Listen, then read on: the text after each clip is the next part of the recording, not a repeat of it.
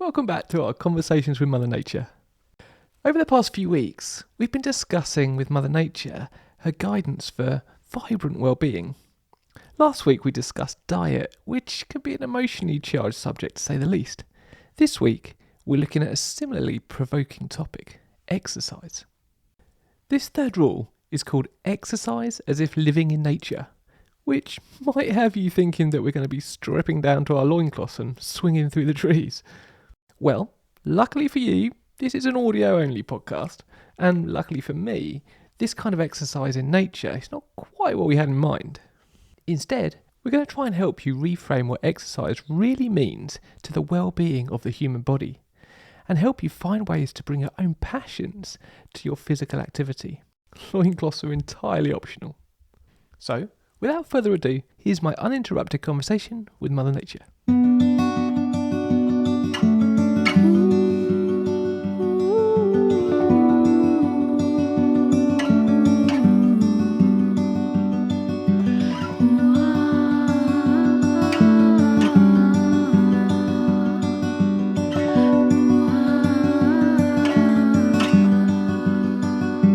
Hello, Mother Nature. Welcome back to the show.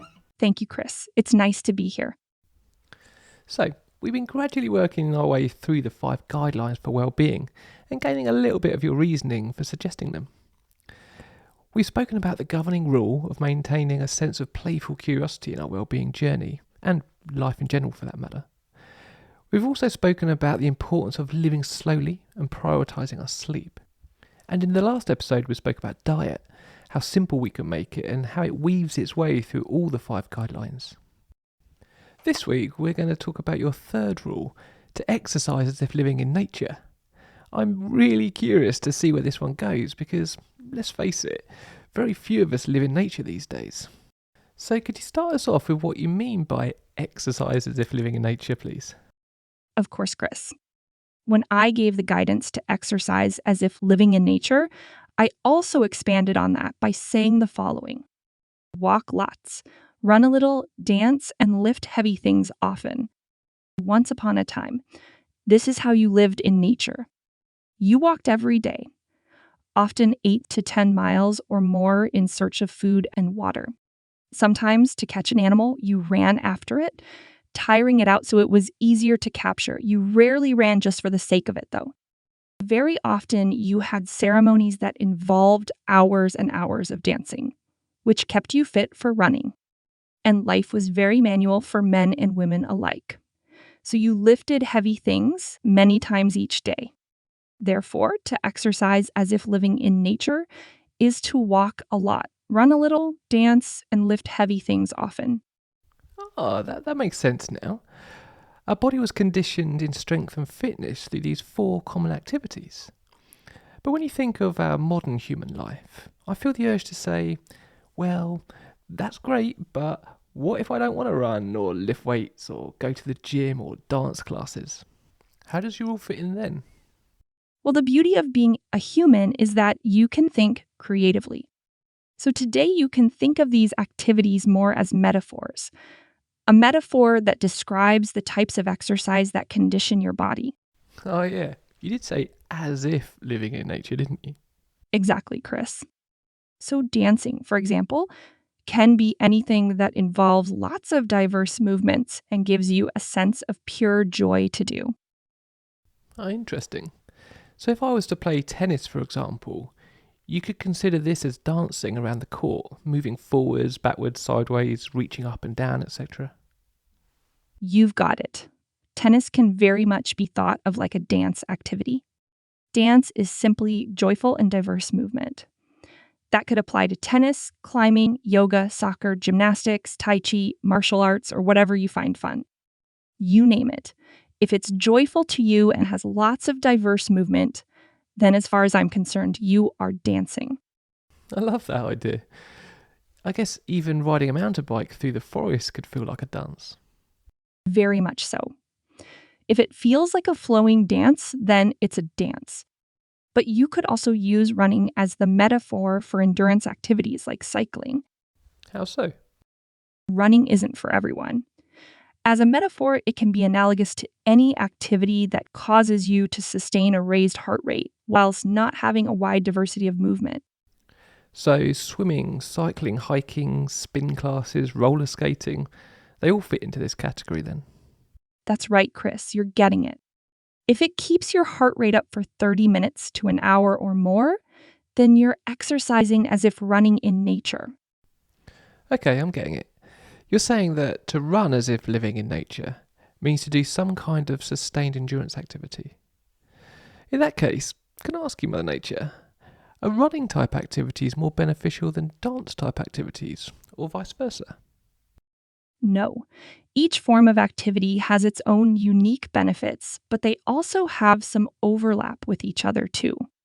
Running and dance both condition the heart, for example. Running, however, keeps that heart rate relatively even, which has unique benefits. Dance activities allow the heart rate to go up and down, which is good too, but dance's main benefit is in the variety of movement and the social interaction associated with it. Interesting. So what kind of benefits does sustaining a raised heart rate give you? Well, it specifically conditions the heart. Like any other muscle, the heart can grow and shrink based on the usage it gets. So asking it to pump a little harder helps to keep it strong. You'll also benefit from more flexible veins, arteries, and blood vessels, which wards off the possibility of heart attacks. Additionally, you develop more cells called mitochondria, which help you make energy. All this together makes endurance activities like running or cycling give you more overall energy when practiced often enough. Okay, so we gain energy from things like food and sleep, but we also gain energy from exercise. Yes, although exercise is an energy expense at the time of doing it, as you recover over the following few days, your body makes the adaptations we mentioned, giving you more energy to exercise more easily next time. Got it. It's like climbing the stairs. The person that takes the stairs most often finds them easier to climb than the person who takes the lift most of the time.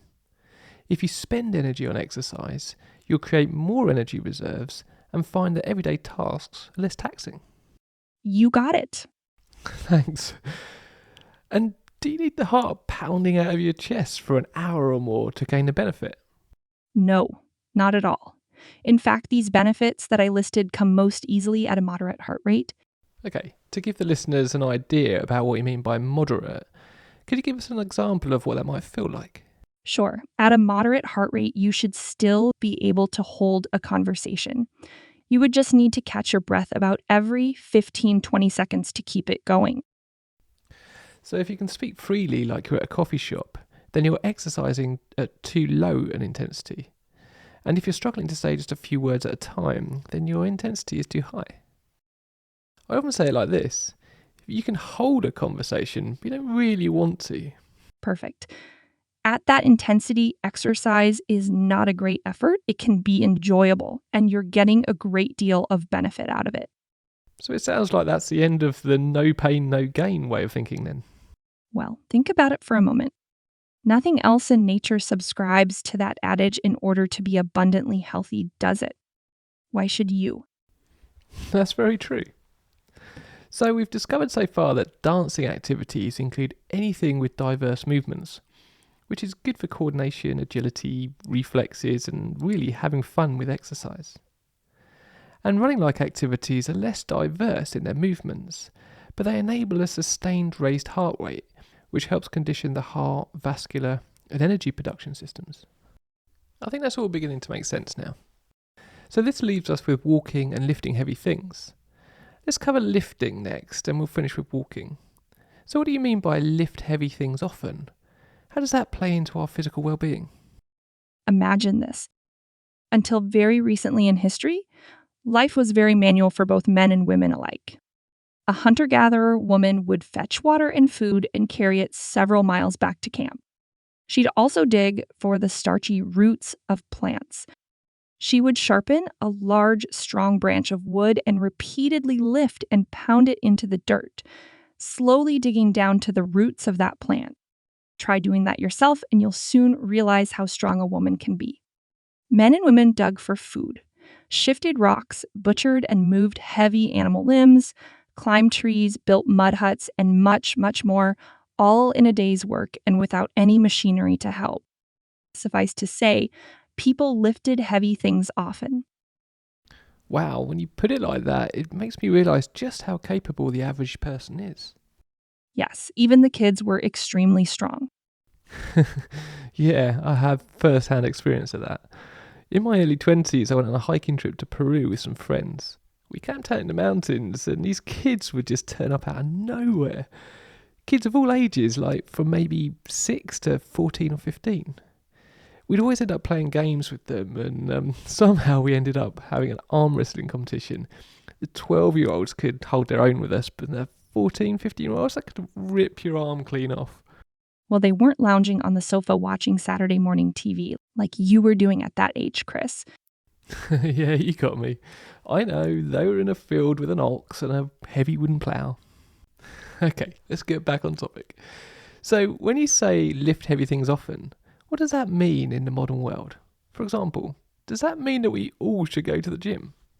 Well, yes, the gym is a great place to lift heavy things. But did you notice the people of old didn't do reps of bicep curls? No, they just use their body and move things around. Exactly. My advice for today is to lift and carry as often as possible rather than using equipment to lift everything for you. So if I was to interpret that, I might suggest carrying groceries to the car rather than pushing them in a trolley, for example.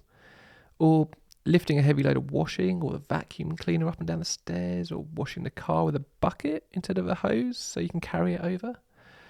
Maybe regularly dig or weed in your garden if you have one. Or carry a heavy load in your rucksack to work rather than trying to minimise it. All great suggestions, Chris. See how you're lifting heavy things often now. The more you shy away from day-to-day manual labor, the weaker you become. Doing so will make everyday objects in your immediate environment a challenge as time goes by. And that's the key, isn't it? Use it or lose it, as the saying goes. And this is important for women to understand particularly, right? Absolutely, Chris. As women age and go through menopause, they weaken faster than men, particularly in their bone density. By having a life where you actively seek to lift and carry every day, you are much less likely to develop osteopenia or osteoporosis. Yeah. In fact, if you were to develop osteopenia, for example, then weightlifting is actually what's recommended. This is such an important takeaway. Women evolved to be immensely strong. Just think of the archetypal African woman carrying a gallon or more of water effortlessly on her head.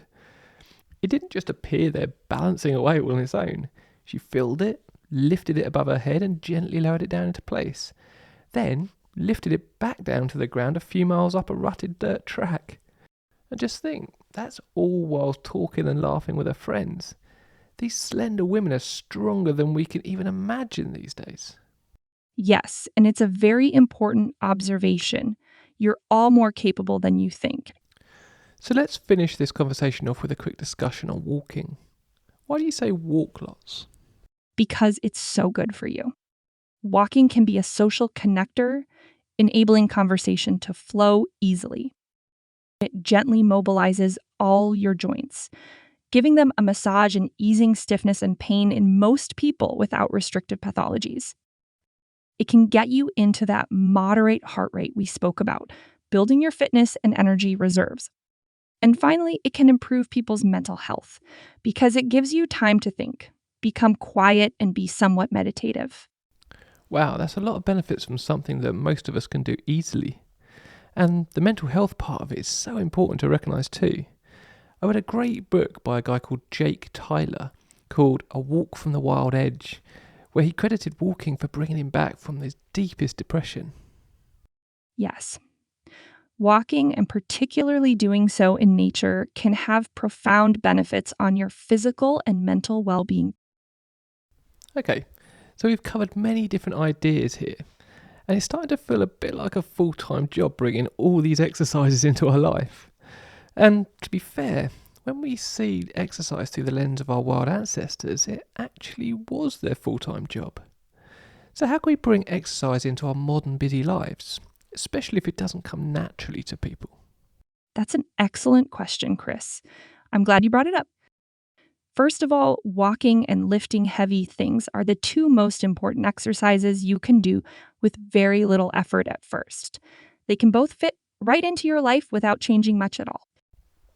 So I guess you're saying use the car less or park it further from the shops. Take the stairs rather than an escalator. Meet your friends for a walk instead of a coffee. And take every opportunity to lift and carry anything that's around you. You're getting it. And if you want to add more purposeful or structured walking or weightlifting, then go for it. This will just increase the benefits. Okay, that makes sense. Just be as active as possible each day. And if you have time, find a structured exercise plan that works for you. So you've spoken about walking and weights here. What about running and dance type activities? Well, both of these activities aim to get you out of breath, which not everyone likes to do.